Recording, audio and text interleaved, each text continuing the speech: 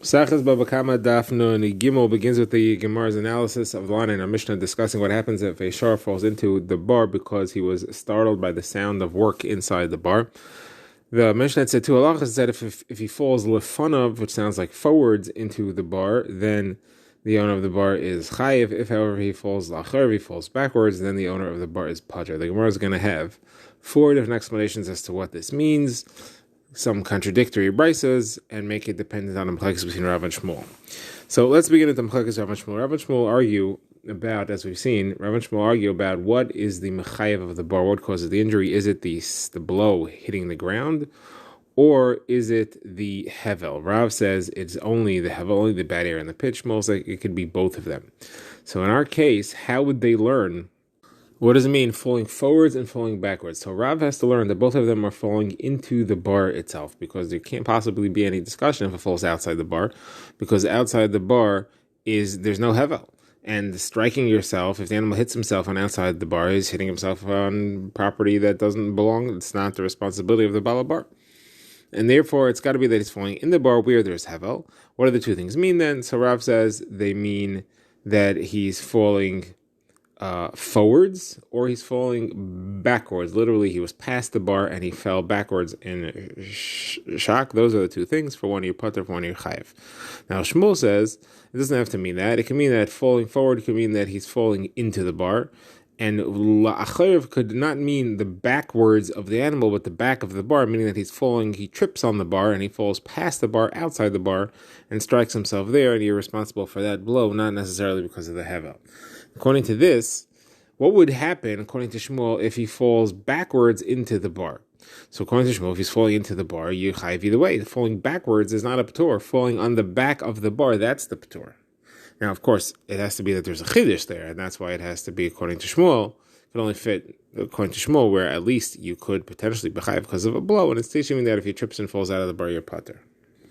The Gemara now introduces another brisa, which is going to force us to bring some more explanations here. So the brisa says that if he falls into the bar, whether it's lefanav or l'chayev, whether it's forwards or backwards, you chayiv either way. So according to Shmuel, that fits beautifully. In the bar, you always chayiv. According to Rav, now you have a problem, because that's exactly what our Mishnah was talking about, and our Mishnah said that you're pater in one of those cases. So how are we going to explain this brisa? So the Gemara therefore brings another pshat in what the lefanav and the achav means, which we could use for Rav to explain this brisa. So Rav Chizda says it's talking about where the bar was in your rishus, and therefore the land that was outside it was in your rishus. Such a situation, you are chayev for the animal hitting himself on the land because you own it. Rabbi here says a different shot. Rabbi says forwards and backwards here doesn't mean anything we said before. It means he fell face down or he fell face up. And the case here is where he started falling face down and then he turned around and he flipped and he landed face up. Over there, that's the situation in which you're chayev either way, because the hevel, the Mishnah is teaching me that the bad air in the bar could kill him either way. Rabbi has a different shot. We're talking about where not that the bar caused injury to the shar, but that the shar damaged the bar. He ruined the water. He made it foul by falling. And there, the rice is being mechadish. It doesn't matter if he fell forwards or backwards. If he ruined the water, he's chayav for it either way. So those are all the pshatim we have. Now we're still left with the machlekes between Rav and Shmuel. What the pshat in our Mishnah is. So Mar quotes Rav Chanani, who supports Rav with another brisa, where it says that when the Torah describes if a nafal, that it falls, it means it has to be b'derech nefila, a normal way of falling. Therefore, if somebody falls forwards, then he's chayev, because you're only chayev because you're chayev for falling forward. However, if it falls backwards, then you would be pater. And either of those two things is in the bar. And that's what it's teaching me, that chayev and pater are both in the bar, and you're only chayev for falling forwards and not for falling backwards. The Gemara now, it turns to the etzem halacha that if somebody's working in the bottom of the bar and he makes a noise and that causes a shar to fall in and get injured, that the owner of the bar is chayev for anything here at all. Why should the owner of the bar be chayev? The reason that the shar fell in is because of the noise. That noise is a responsibility. There shouldn't be any responsibility of the bala bar. Now, the person that made the noise, it can't be mechayev him either, because all he was a grama. He very indirectly caused the shar to do something which caused him to injure himself. So he can't be chayev for it. So what is the pshat here? Why is the bal habar chayev for this hezek? So Rav Simi Barashi says that this is the opinion of Rabbi Nassan. Who's Rabbi Nassan? Rabbi Nassan has a rule which we're going to see at the end of a long sugya. Rabbi Nassan's rule is that if the shar falls into a bar, it doesn't matter how he got in there. The bottom line is the buck stops by the Baal Habar. He's responsible for the hezek that happens in there. Now, if you could share responsibility with someone else, okay, so we'll share some of that responsibility. But the bottom line is that the Baal Habar has to pick up the tab for whatever happens there, because the shar is he's in the bar. Now, what's the case there? What's Rav Nosson referring to? So the Gemara quotes the sugi with Rav Nosson's Machaikas of Rav Nosson and the Bava Kamma in the case of a shar who pushed another shar into a bar. So you have the shar that fell into a bar, and now you have two mazikim. You have the shar that pushed him, and you have the bar. So the Bryce over there says as follows: the Bava Kamma holds that the Baal Hashar is chayiv and the Baal Habar is pater. The shar who pushed him is chayiv. He has the full responsibility. The bar is not responsible for anything, because he could say, if you hadn't pushed him in there, he never would have fallen into me, and therefore it has nothing to do with me. Now Rabbi Nosson says, no, they're both chayiv. Now there's two ways to look at them both being chayiv. They could both have full responsibility. They're not going to pay twice, but they both have full responsibility, and therefore they split it. Or they could each have partial. They could each have a half responsibility. Now Rabbi Nosson's halacha is that the owner of the shar pays half and the owner of the bar pays half. The Gemara quotes a brisa where he says the owner of the bar pays 3/4 and the owner of the shar pays 1/4. The Gemara explains it's not a kasha. Half and half is where the shar is a mu'ud, therefore they both have 100% obligation. They split it and they get half. Either way you learn, if they're both chayiv half or they're both chayiv full, they're still going to end up only each paying half the damage, because he's not going to get twice paid. Now, the case where it's 3/4 and 1/4 is where the shar is a shar tam. So the Gemara asks, so now what's pshat? Why should it be 3/4 and 1/4? If you hold that they're each fully responsible, then why should it be 3/4, 1/4? They each did full responsibility. The Baal Hashar Tam has to pay his full responsibility, like a Shar Mazik as a Tam, so he pays half, and then the Baal Bar should pay the other half. So it should be 50-50. How do you get 3/4, 1/4?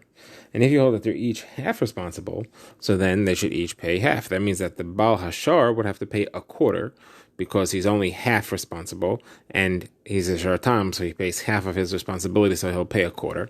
And the Baal Habar is fully responsible for his half, so he should pay 50%. So you should have 25% and 50%, and then the owner of the nizik, the shar nizik, should lose out on the remaining 25%. Where do you get 75% on the Baal Habar? The Gemara answers, Rava says, Rabbi Nosson was the Rosh Sanhedrin, and he therefore descends to the depths of the din here. And I can answer you either way. I can tell you that really he holds that they're each fully responsible. Baal Habar and Baal Hashar are 100% responsible. Why then, you asked, it should be 50-50. So it can't be 50-50, because you can't make the Baal Hashar pay 50% of his responsibility, even though he's a shar tam, because then what does it help him that he had a partner here? The fact that he shared the hezek together with the Baal Habar didn't take anything off the amount he owes. He still owes 50% of his responsibility. So therefore he halves his responsibility, because he has to share it with the Baal Habar, and therefore he only pays 1/4. And the Baal Habar, who's fully responsible, pays the remaining 3/4. The Gemara's second shot is, I can tell you that they're each half responsible, and therefore the Baal Hashar is only going to pay 1/4, because he's only responsible for half the damage, and he's a Talon, so he pays half of that, which is 25%. And the question was that the Baal Habar should only pay 50%, which is his full responsibility. The answer is that no. Even though he's only 50% responsible, bottom line, the shar is in his rishos, it's in his bar, and therefore he's going to have to pick up the tab of whatever's left. That's as far as Rabbi Nosson that we were referring to before, that if the person is working in the bar and he causes the animal to fall in, the Baal Habar is going to pick up ultimate responsibility for anything that the worker doesn't need to pay. Now, on the topic of this case of the shared hezek, the Gemara quotes Halacha of Rava. Rava says if somebody puts a stone next to a bar, and then a ox comes along and he trips over the stone and falls in the bar. So this is the same machlekes of Rabbi Nosson and the Chachamim, because the bar shares the hezek here with the owner of the stone. So Gemara says, obviously, what's a chiddush? It's exactly the same case as if a shar pushed him in or he fell on a stone. So the Gemara says, no, there's a difference, because in the case of the shar, the Baal Habar could have said to the Baal Hashar, your shar gored this other shar. He would have killed him without having fallen into the bar. He's a shar. He attacked him wildly. In this case, the fact that he tripped over a rock would not have been a problem, if not that he had fallen into the bar. And therefore, you may say that the owner of the rock should be able to say, I didn't do anything. It's all the problem of the bar. It's not my fault. We're learning here another chiddush, that he's actually responsible for the ox falling into the bar. Even though he himself cannot have caused the damage, you don't need him to have caused the damage. He's responsible for the ox falling into the bar, and therefore it's a shared responsibility. Machlokes therefore applies. According to the Chachamim, it's all the responsibility of the owner of the stone, and according to Rabbi Nassan, it is 50-50. Where now brings another case that it wants to potentially line up with the Machlokes Rabbanan and Rabbi Nassan, and that's the case where two oxen together gored a third ox, except one of the two attacking oxen is putter. That's he's a sharp psuli hamikdashin.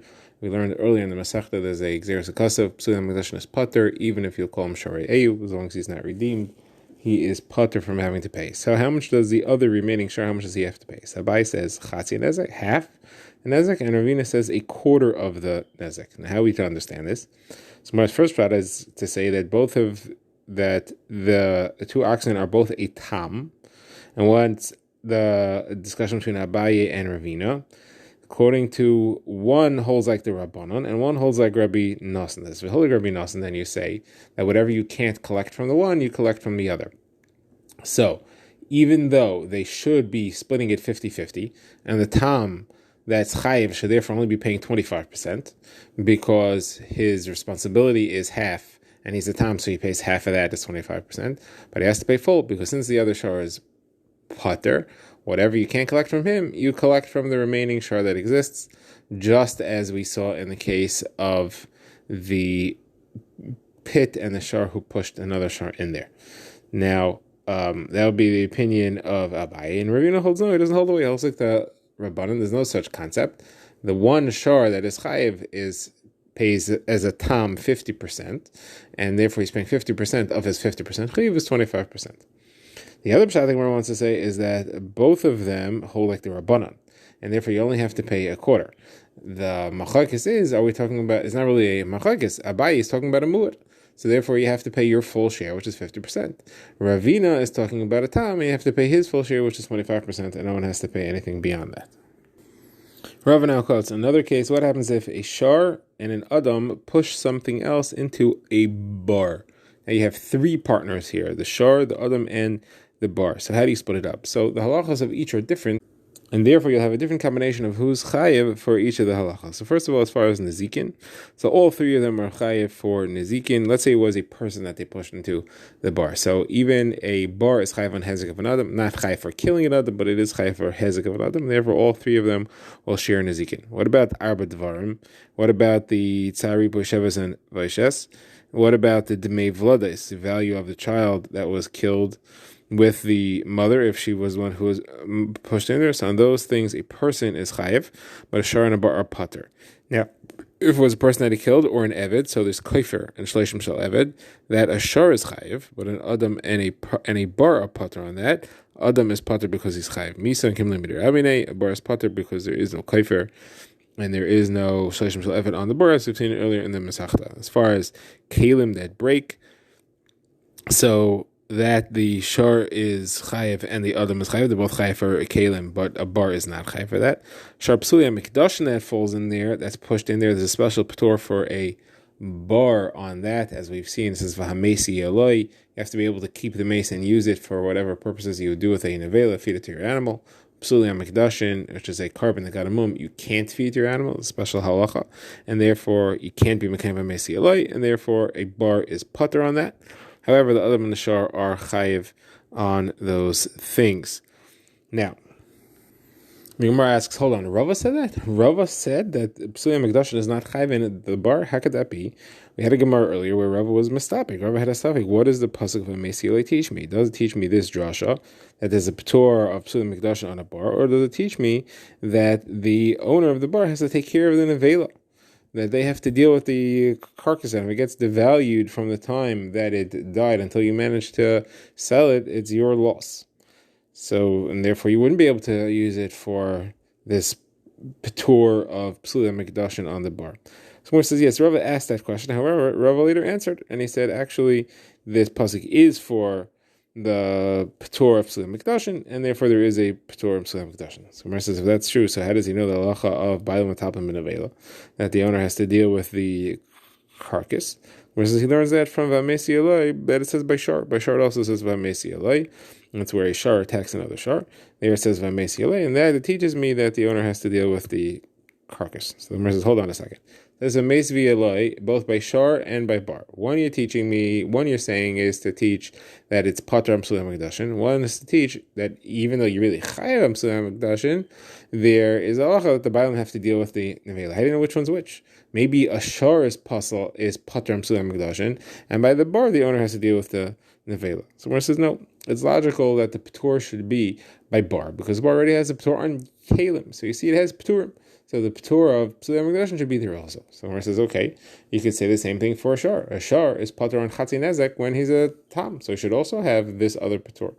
So Gemara says, no, Chatzi Nezek is not the same. Chatzi Nezek, you don't find that a Shar is Patur for a Nezek Shalim for any type of thing. You only find that by the Bar out of those two, that is Patur on Kalim. Therefore, if we have to put the Patur of Psulam Mikdashin somewhere, we're going to put it by the Bar.